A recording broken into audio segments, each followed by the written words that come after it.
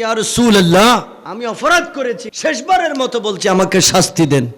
তো রাসূল বলছেন, ওগো আমার উম্মত, তুমি কি সারাদিন আমি রাসূলের পিছনে থাকো নাই? তুমি কি আমার সাথে নামাজ পড়ো নাই? তুমি কি মসজিদে প্রবেশ করো নাই? তুমি কি ওযু করো নাই? তুমি যেহেতু মুস্তাফার সাথেই সম্পর্ক করেছো, মুস্তাফার সাথে সারাদিন থেকেছো, মুস্তাফার সাথে একটা তুমি নিসবত তৈরি করেছো, এই কারণে তোমার পূর্বে যত অপরাধ ছিল আল্লাহ সমস্ত অপরাধ এমন ভাবে মাফ করে দিয়েছে, মনে হচ্ছে যেন তুমি তোমার মায়ের পেট থেকে জন্ম নিয়েছো। যেহেতু রাসূল পাক সাল্লাল্লাহু আলাইহি ওয়াসাল্লাম ইমামুল আম্বিয়া রাহমাতুল দু আলম, আর রাসূল পাকের স্ত্রী হলেন সমস্ত পৃথিবীর সমস্ত ইমানদার মুমিনদের মা, হলেন মা আয়েশা সিদ্দিকা রাদিয়াল্লাহু তাআলা। স্বামী হিসেবে স্ত্রীকে বলার এটাই ইসলাম সুন্দর একটা অধিকার একজন স্বামীকে প্রদান করেছে। জোরে বলেন না সুবহানাল্লাহ। প্যারা রাসূল বলতেন, আয়েশা সিদ্দিকা আমার জামাটা একটু সেলাই করে দিও। সুবহানাল্লাহ বলবেন না?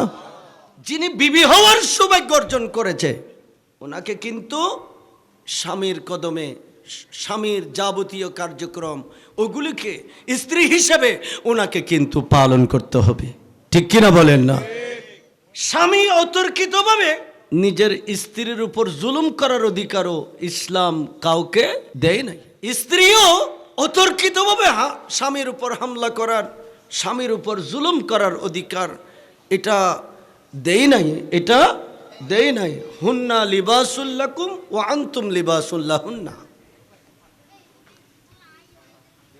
স্বামী স্ত্রীর ভূষণ, স্ত্রী হলেন স্বামীর ভূষণ।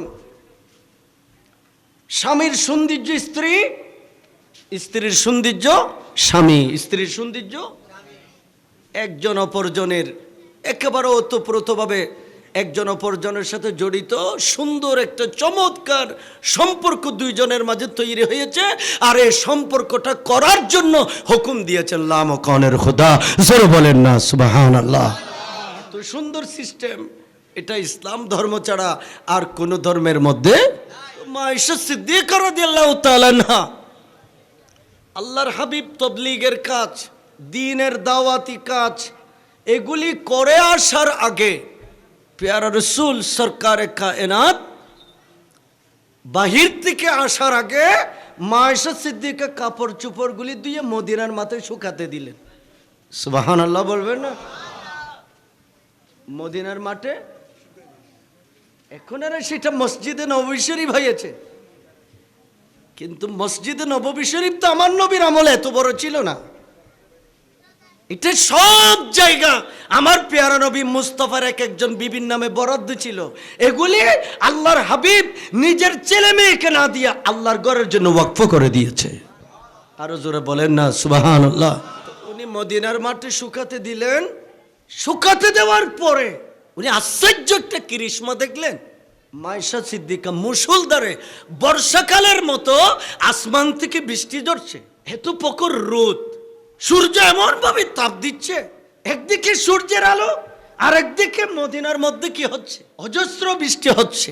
মা আয়েশা সিদ্দিকা রাদিয়াল্লাহু তাআলা আনহা উনি মনে মনে ভাবছেন আমার রাসূল তো এই বৃষ্টিতে ভিজে যাবে। উনি গামছা এবং উনি কাপড় চোপড় নিয়ে মুস্তাফার জন্য অপেক্ষা করছেন। রাসূল ভিজে যাবে, এ কারণে ভিজা কাপড় নিয়ে আমার পেয়ারা নবী মুস্তাফা ঘরে আসবে, এই কারণে আল্লাহর হাবিবের যেন খেদমতটা যথাযথ করতে পারে রাসূল পাক যতক্ষণ আসে নাই ততক্ষণ উনি সুন্দর কাপড় চোপড় নিয়ে অনেকক্ষণ পরে রাসূল পাক এসে দেখতে পাচ্ছেন আয়েশা সময় ঘরের দরজায় কি আছে, দাঁড়িয়ে আছে। দীর্ঘ সময় কি আছে, দাঁড়িয়ে আছে। কেন? আয়েশা সিদ্দিকা আশ্চর্য হয়ে গেছে, তাজ্জব হয়ে গেছে যে এত বেশি বৃষ্টি ঝরছে, এত বেশি বর্ষার মতো বৃষ্টি পড়ছে, আমার রাসূলের একটা পশম পর্যন্ত, আমার রাসূলের সমস্ত শরীরে জর্রা পরিমাণও বৃষ্টির ছোঁয়া লাগে নাই। আমার নবীর অবিকুল সমস্ত শরীর একেবারে তাজা আছে, ভিজে নাই। রাসূল পাক সাল্লাল্লাহু আলাইহি ওয়াসাল্লাম ঘরে প্রবেশ করছেন। জোরে বলেন না সুবহানাল্লাহ। গামছা দেখে রাসূল পাক সাল্লাল্লাহু আলাইহি ওয়াসাল্লাম আয়েশা সিদ্দিকা, কিরে কি ব্যাপার, কাপড় এবং গামছা নিয়ে এখানে কেন দাঁড়িয়ে আছেন? ইয়া রাসূলুল্লাহ, দেখছেন না আকাশ থেকে বর্ষার মৌসুমের মতো মুষলধারে বৃষ্টি পড়ছে। রাসূল পাক একটু মুস্কি হেসে দিলেন, আয়েশা, আজকে কি ঘটনা ঘটেছে? নিশ্চয় আমি পেয়ারা নবী মুস্তাফার ব্যবহারের কোন জিনিসের সাথে তোমার হাত লেগেছে, এই কারণে তোমার চোখের পর্দা খুলে গেছে। আয়েশা, এগুলি বৃষ্টি নয় যে আল্লাহ মদিনা শরীফে কিয়ামত পর্যন্ত এইভাবে রহমতের ভান্ডার থেকে রহমত বর্ষণ করতে থাকবে। যে রাসূলকে হাবিবুল্লাহ টাইটেল দিয়েছে, আর কোন পৃথিবীর এতগুলো নবী রাসূল পাঠিয়েছেন, কারো নামের আগে হাবিবুল্লাহ নাই, শুধু একজন নবীর নামের পূর্বে হাবিবুল্লাহ আছে, উনি হলেন ইমামুল আম্বিয়া। জোরে বলেন না সুবহানাল্লাহ। কিন্তু আল্লাহ মন খুলে আল্লাহর হাবিবকে আল্লাহ বলেছেন, ইনি আমার হাবিবুল্লাহ। জোরে বলেন না সুবহানাল্লাহ। আল্লাহর অন্তরঙ্গ বন্ধু, আল্লাহর অন্তরঙ্গ এত নিকটতম বন্ধু, যেখানে কোনো নবী রাসূল খুদার জাহানের কোনো ফেরেশতারাও যাওয়ার কোনো সুযোগ নেই, সেখানে গোপন জায়গায় আল্লাহ আল্লাহর হাবিবকে নিয়ে গিয়ে আল্লাহ সরাসরি কথা বলেছেন। কি রকম সম্পর্ক হলে এই রকমের কাজ হয়, ঠিক না? তো যে আল্লাহ যে রসুলের সাথে প্রেম করেছে, ওই রসুলের মিলাদ হচ্ছে, এটাই কিন্তু রহমত, বৃষ্টিও রহমত। তো মুস্তাফার মিলাদ ভেঙে যাওয়ার জন্য কি আরেকটা রহমত কি আল্লাহ দিতে পারে? কথা বলেন না কেন? আরেকটা রহমত কি দিতে পারে? যেখানে মুস্তাফার মিলাদ হচ্ছে, যেখানে তো রহমত আর রহমত বর্ষণই হচ্ছে, এখানে আবার বৃষ্টি দিয়ে মুস্তাফার আশিকদেরকে কষ্ট দেবে, এটা তো হতে পারে না, এটা তো হতে পারে। এই কারণে কিন্তু আশিকদেরকে কষ্টি পাথরে যেভাবে স্বর্ণকাররা আসল আর নকল জ্বালাই করে, একটু পরীক্ষা করে দেখে, আজকেও আল্লাহ পাক ফটিকছড়ির নবীর আশিকদেরকে কুদরতি কষ্টি পাথর দিয়ে জ্বালাই করে নিচ্ছেন, আসল আর নকল। একটু পরীক্ষার জন্য আল্লাহ বৃষ্টির জিলিক দিলেও, কিন্তু রহমতের দু আলমের সদকায় মাহফিল চলাকালীন সময় পর্যন্ত আল্লাহ বৃষ্টি বন্ধ করে মুস্তাফার মিলাদের সৌন্দর্য বর্ধন করবে, ঠিক কিনা বলেন না?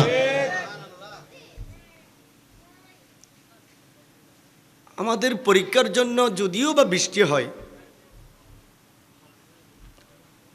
আমরা কি আজকে বৃষ্টি যদিও হয়, এই বৃষ্টিকে উপেক্ষা করে নবীজির প্রেম আর ভালোবাসাকে প্রমাণ করার জন্য আমরা কি আজকে একটু মাহফিলে বসতে পারবো না? কে কে পারবেন হাত তুলেন তো দেখি। মাশাআল্লাহ, সবাই তো আসে নবীর প্রেমিক। আল্লাহ সকলকে কবুল করুন, বলি আমিন। আপনারা পাশ করেছেন, আপনারা পরীক্ষায় কি করেছেন? পাশ করেছেন। মাহফিল চলবে। আল্লাহর কাছে আমাদের ফরিয়াদ দরখাস্ত, আমরা দুর্বল মানুষ। আজিব ইসরাফিল আলাইহিস সালাম বিহাক্কি আলিফ, ইয়া আল্লাহুল মাহমুদ ফি কুল্লি ফাআলিহি, ইয়া আল্লাহ। আমরা দুর্বল। আল্লাহ যেন আমাদেরকে মুস্তাফার সাদাকায়, ইসরাফিল আলাইহিস সালামের সাদাকায় আল্লাহ আমাদেরকে এই রকমের মুসিবত থেকে আল্লাহ মুক্ত করেন। মুস্তাফার মজলিসে বসে খালেস নিয়তে যেন মুস্তাফার কথাগুলি শুনতে পাই, এটা যেন আল্লাহ ব্যবস্থা করে দেয়। আমিন। আরো জোরে বলি না আমিন।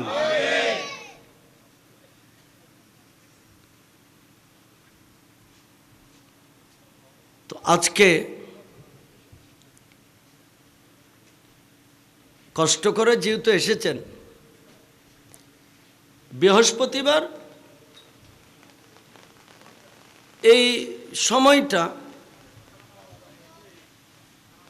বৃহস্পতিবারের সময়টা খুব কঠিন এই ফটিকছড়ি রাঙ্গুনিয়া রৌজান এলাকার জন্য। সব মানুষ টাউন থেকে গ্রামমুখী। আমার আজকে কিন্তু আসতে কিন্তু 3 ঘন্টার উপরে সময় লেগেছে। কি যে জ্যাম, বিরক্ত হয়ে গেছি যে পথে পথে যদি এরকমের জ্যাম থাকে সময় মতো তো আসতে হবে। তারপরেও কিন্তু আল্লাহ সময়ের ভিতরে আসার সুযোগটা করে দিলেন। সকলে বলি আমিন, আরো জোরে বলি আমিন। আল্লাহর হাবিবের মাহফিলে আসলে বসলে জীবনের গুনাহ মাফ হয়ে যায়। জীবনের গুনাহ কি হয়ে যায়? কথা বলেন না কেন? জীবনের গুনাহ কি হয়ে যায়? মাফ হয়ে যায়।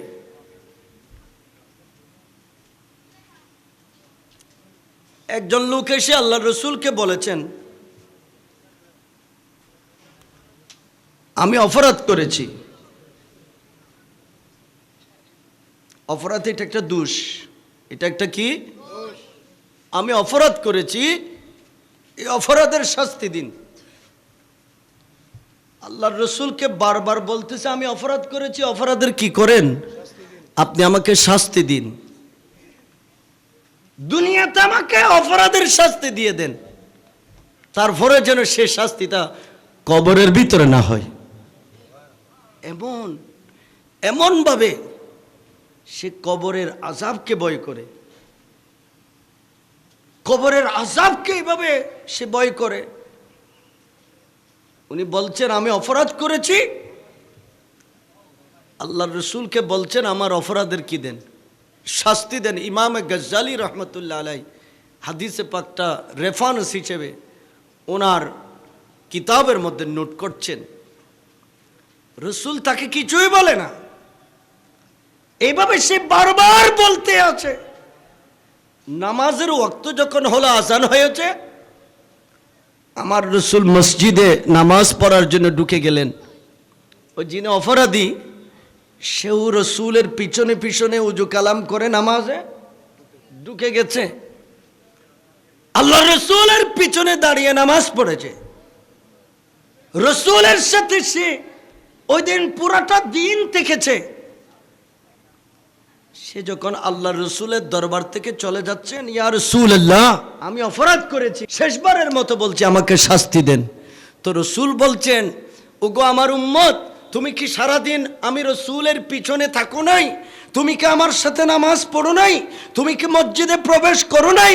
তুমি কি উযু করো নাই?